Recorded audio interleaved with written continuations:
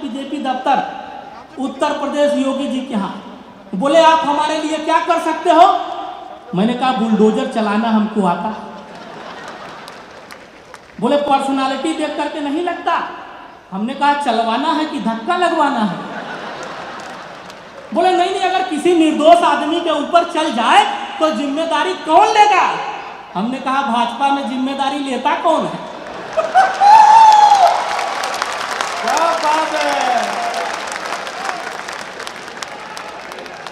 यहां तो जिम्मेदारी सरकाई जाती है और बाद में सारी गलती की जिम्मेदारी नेहरू जी के ऊपर डाल देते हैं।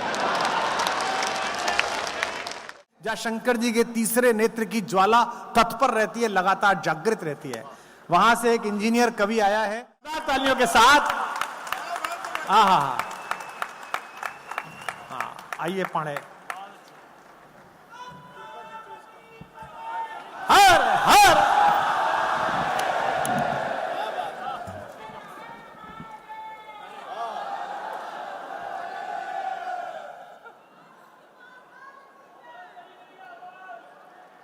भाई साहब, आप लोग तो वैसे ही ताली बजा दीजिए कि मैं पहला कवि हूं जो आपकी तरफ देख रहा हूं। अच्छा, ये मैं पहली बार, इतने साल में पहली बार किसी लेफ्ट में इतनी जागृति देख रहा हूं।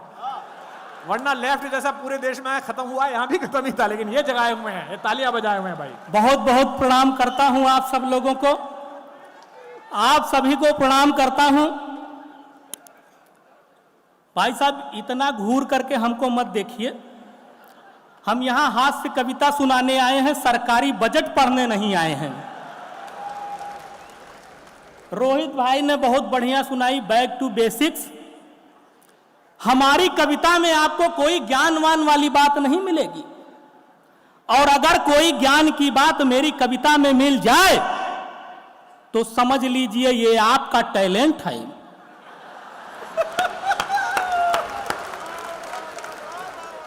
इसके लिए मैंने कोई विशेष मेहनत नहीं की, इसलिए बहुत आनंद से सुनिएगा। मंच बहुत समृद्ध है। आदरणीय डॉक्टर कुमार विश्वास सर, यह कवि सम्मेलन जगत के अमिताभ बच्चन हैं, जैसा मैडम जी ने बताया, तो हमको भी आप सब लोग कार्तिक आर्यन से कम मत समझिए।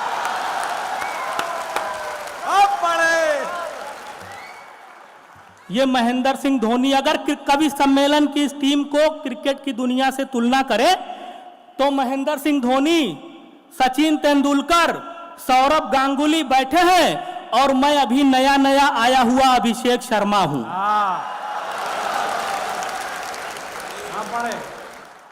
आप सभी को, रायपुर के सभी सच्चे और अच्छे श्रोताओं को विनोद पांडे का प्रणाम।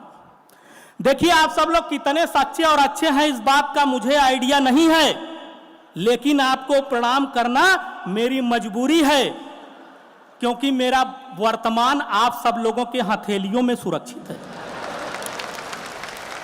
हथेलियों में भाई साहब, हाथ मैं इसलिए नहीं कहता कि हाथ का तो वर्तमान आजकल वैसे ही खतरे में चल रहा है।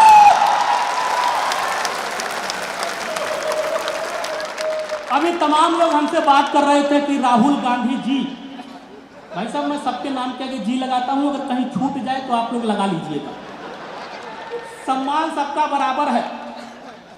कि राहुल गांधी जी का गठबंधन अखिलेश भैया से बहुत बढ़िया चल रहा है, तेजस्वी यादव जी से बहुत बढ़िया चल रहा है, लेकिन ममता दीदी से और मायावती जी से बात नहीं बन पा रही। हमारे बनारस में साहब लोग पहुंच गए, हमसे पूछे कि बात क्या है। मैंने कहा ये कुंडली दोष है। बोले कैसे? मैं बताता हूं, सुनिए। कि दीदी की बात उनको सुहाती ही नहीं है, दीदी की बात उनको सुहाती ही नहीं है, माया की मांग उनको लुभाती ही नहीं है, दीदी की बात उनको सुहाती ही नहीं है, माया की मांग उनको लुभाती ही नहीं है।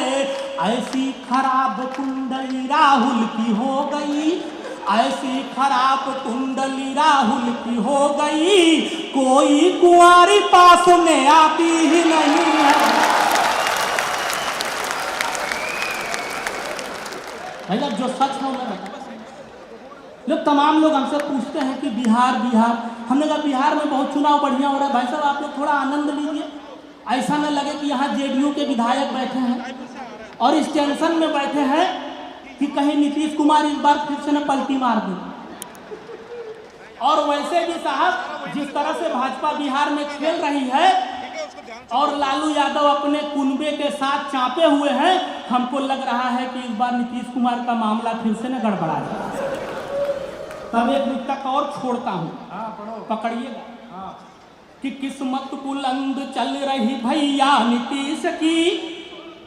आनंद आ रहा है तो बताइए हमको कि किस्मत बुलंद चल रही भैया नीतीश की, मझधार से निकल गई नैया नीतीश की। किस्मत बुलंद चल रही भैया नीतीश की, मझधार से निकल गई नैया नीतीश की।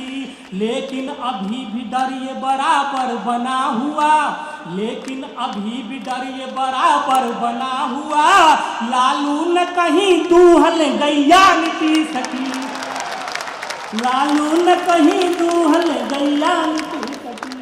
अरे साहब मैं देखो किसी पार्टी से वार्टी से नहीं, मैं पहले बता दूं आप लोग, मुझे किसी पार्टी का न सुने, मैं बनारस का विशुद्ध पंडित आदमी।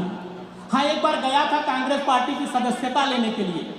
हमको अध्यक्ष महोदय जी ने घूर के देखा, बोला पाड़े हमारी पार्टी के लिए क्या कर सकते हो। मैंने कहा भारत जोड़ो यात्रा। बोले इससे हमारी पार्टी का क्या फायदा होगा। हमने कहा जब आपके युवराज ने किया था तब क्या फायदा हुआ था। अच्छा उसके बाद हम पहुंचे बीजेपी दफ्तर उत्तर प्रदेश योगी जी के यहाँ। बोले आप हमारे लिए क्या कर सकते हो। मैंने कहा बुलडोजर चलाना हमको आता। बोले पर्सनालिटी देख करके नहीं लगता। हमने कहा चलवाना है कि धक्का लगवाना है। बोले नहीं नहीं, अगर किसी निर्दोष आदमी के ऊपर चल जाए तो जिम्मेदारी कौन लेगा। हमने कहा भाजपा में जिम्मेदारी लेता कौन है। क्या बात है। यहां तो जिम्मेदारी सरकारी जाती है और बाद में सारी गलती की जिम्मेदारी नेहरू जी के ऊपर डाल देते हैं।